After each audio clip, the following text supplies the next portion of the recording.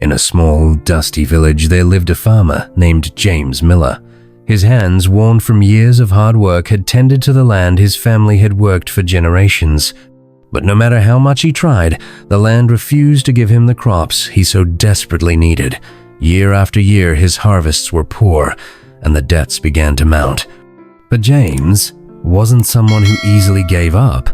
Every day, the sun rose over the farm, but instead of bringing hope, it reminded him of his struggles. His family relied on him, and the pressure grew heavier by the day. Yet, through it all, James found strength in the legacy of his father and grandfather, and that unspoken promise kept him going, even when the road ahead seemed uncertain. One afternoon, after a long stretch of drought, something unexpected happened. The wind shifted, bringing with it the scent of rain. For the first time in months, James felt a sense of hope stirring within him. As the sky darkened and the rain began to fall, he worked quickly, eager to take advantage of the opportunity. The rain soaked the dry earth, and for a brief moment, the land seemed to respond, as if awakening from a long, painful slumber. But James knew this wouldn't be enough on its own. There was more work to do, more challenges to face. The battle wasn't over, but this was his chance to keep fighting, not just for himself, but for his family and his future. The next morning, James stood in his field, taking in the sight of the rain-soaked land. The soil had come alive and the crops were beginning to show promise. But James knew that even with the rain, things wouldn't be easy. The debts were still there, the pressure mounting with every passing day.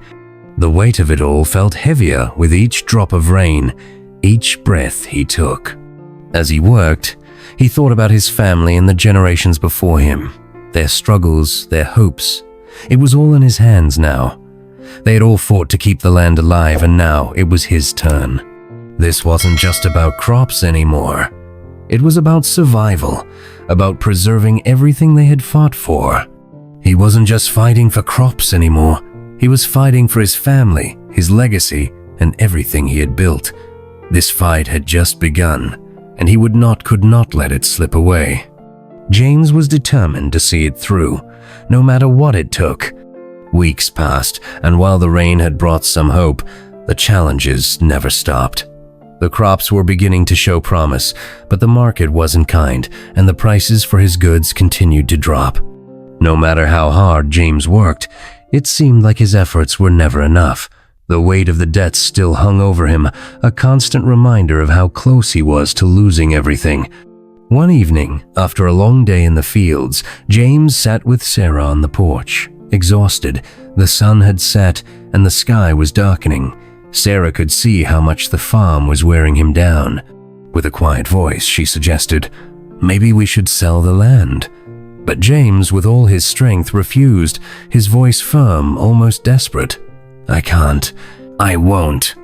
He couldn't give up. This land had been in his family for generations. He wasn't going to let it slip away without a fight. The next morning, as the sun rose over the village, a stranger appeared.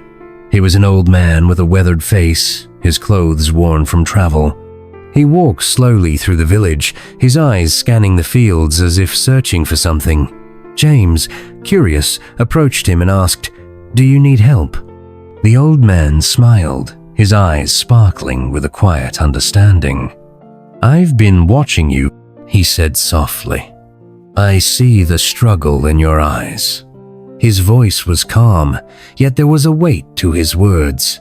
"You don't have to fight alone," he continued, his tone filled with empathy. "There are other ways to win this battle." James stood frozen, skeptical, but the man's words struck a deep chord with him. He had nothing left to lose, maybe, just maybe. The stranger had the answers he so desperately needed. Later, the old man sat with James and Sarah at their dinner table. He spoke of the many people he had met in his travels, people who had faced overwhelming odds and found a way to succeed. "It's not about brute strength," the old man said, his voice steady but filled with conviction. "It's about using what you have in the smartest way possible. You need to adapt, to think outside the box." James listened carefully, though still uncertain. The old man's advice sparked something in him, a glimmer of hope he hadn't felt in a long time. His heart raced as he thought, could it really be this simple? Over the next few days, James began to experiment with new farming techniques. He diversified his crops, introduced more sustainable practices, and found ways to market his goods directly to the people. Slowly, things began to improve. The crops were growing better, and the weight of his debts didn't feel as heavy. James realized that the real change had come from within himself, working smarter, not harder. As James continued with his new methods, he began to feel more confident. The land was showing signs of life, and for the first time in a long while, there was hope in the air. But just as things started to look up, trouble arrived from an unexpected source. One evening after dusk, a group of men in dark clothing arrived in the village. They spoke in hushed tones to the local merchant, and soon he hurried to James's farm with alarming news. The landowner from the city was demanding the full payment of debts, threatening to take the land if James couldn't pay. The pressure on James grew heavier. The promise of a better future was slipping further away, and he realized that this fight wasn't just about crops, it was about everything he had worked for. His family, his home, and his future were all at risk. With his back against the wall, James knew there was only one thing left to stand and fight. He gathered the remaining farmers in the village, the ones who hadn't been forced to leave their land, and they formed a plan. We need to act now, James said, his voice strong and clear. This is our land, our future. We cannot let them take it without a fight. The farmers stood together, some of them afraid, but others with the kind of resolve that only comes from knowing you have nothing left to lose. Armed with whatever tools they could find, pitchforks, shovels, and even old hunting rifles, they made their way to the village square to face the landowner's men. The standoff was intense, with both sides unwilling to back down. James, standing tall and firm, knew that this wasn't just a fight for land, it was a fight for survival. The confrontation quickly escalated, and although the landowner's men were better armed and equipped, the villagers had something they didn't heart. As the shouting grew louder and the chaos reached its peak, James saw an opportunity. He dashed forward, grabbed one of the landowner's men, and pulled him aside. He pleaded with him, his voice urgent and filled with emotion. I've worked this land all my life. You can't just take everything from me and my family. For a brief moment, James saw doubt flicker in the man's eyes, as if he were considering the possibility of peace. But before anything could happen, the leader of the landowner's men stepped forward, raising his hand to signal the end of the encounter. We're not here for a fight, the leader said coldly. But know this, Miller, if you continue to defy me, you'll lose everything. The threat hung in the air as the landowner's men retreated. Although the immediate danger had passed, the battle was far from over.